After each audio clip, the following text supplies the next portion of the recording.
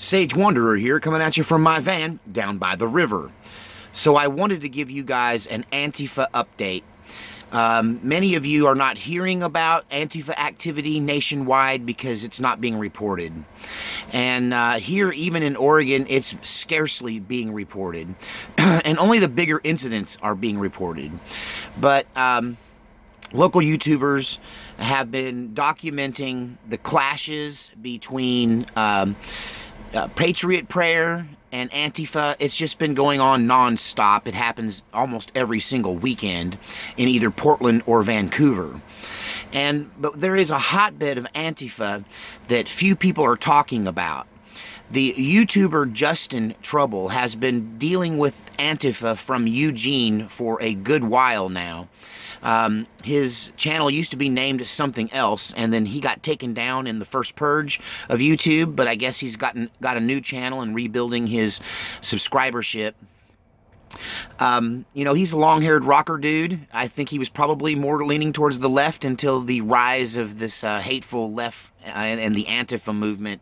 And like myself, he's moved towards the center, and he sees these guys for what they are. He sees Antifa for what they are, a threat to the American way and terrorists living amongst us.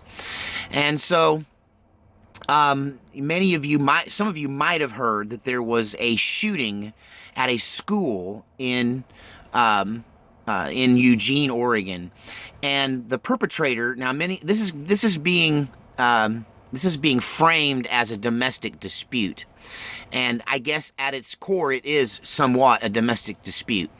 But the individual in question who brought the gun to the school and exchanged gunfire with police and was killed was the official firearms instructor for the armed Antifa movement in Eugene.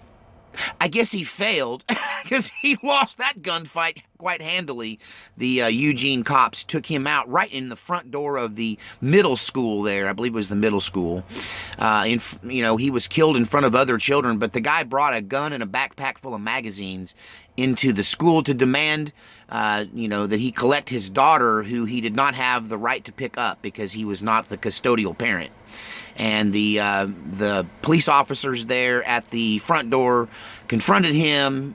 He was expelled from the school, and right in front of the front door, he drew on the police, and they shot and killed him. You can find that. I'm going to put links in the descriptions of all this stuff so you can find these articles on your own and see the news reports. Now, that was, I think, on Friday last week. And that would just kind of not be a big deal, except that incident ignited all of his followers and friends in Antifa, and the backlash now is growing. And on Monday morning this week, several improvised explosive devices were found planted all around the Eugene Police Department.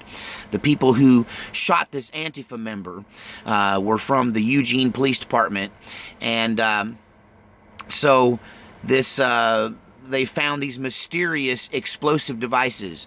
Now, this particular wing of Antifa out of Eugene has called for the killing of police. They have called for the use of explosive devices against police.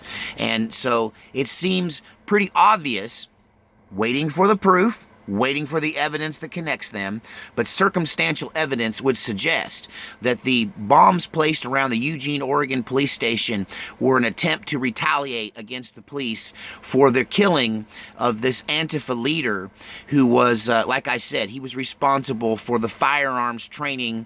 Much of the internet presence surrounding his involvement with Antifa has been suspiciously removed from the internet. But at the same time, you can find and look around. Don't have to look very far to find all of the Antifa rallies and parties. I guess parties, the wake. I don't know what you call that. Memorial for this dead Antifa member who brought a gun to a school and endangered the lives of children and the police. So they attempted to retaliate. Justin Trouble is our Eugene Antifa expert down there, and you can follow and find out the exact track and emotion and fervor coming from Eugene through Justin Trouble. He's been battling them for a long time. More than a year ago, he was reporting that Antifa was coming to his house and vandalizing his home because of the videos he was making. And he rarely gets out there and wades in with them and struggles with them face to face or argues with them. He mainly makes videos about them, and then they target him. And he's been in a real struggle over there for a year and a half. And, get over there and support him. He is a patriot, even if he's a little different than the rest of us. He's a long-haired dude and his girlfriend's wild, but he's on the right side in this struggle for certain. So once again, Antifa has not gone away. The coverage has been reduced. I do not know why bombs outside of the Eugene Police Department wasn't a national news story, especially considering that that there was a school shooter that was thwarted by Eugene police, and he happened to also be Antifa. So people are going to argue he's not Antifa. He is a chair. This guy was a chair holder. This guy was a board member of numerous different left-wing hardcore organizations that revolve around Antifa. And, the thing is, there is no Antifa headquarters. There is no...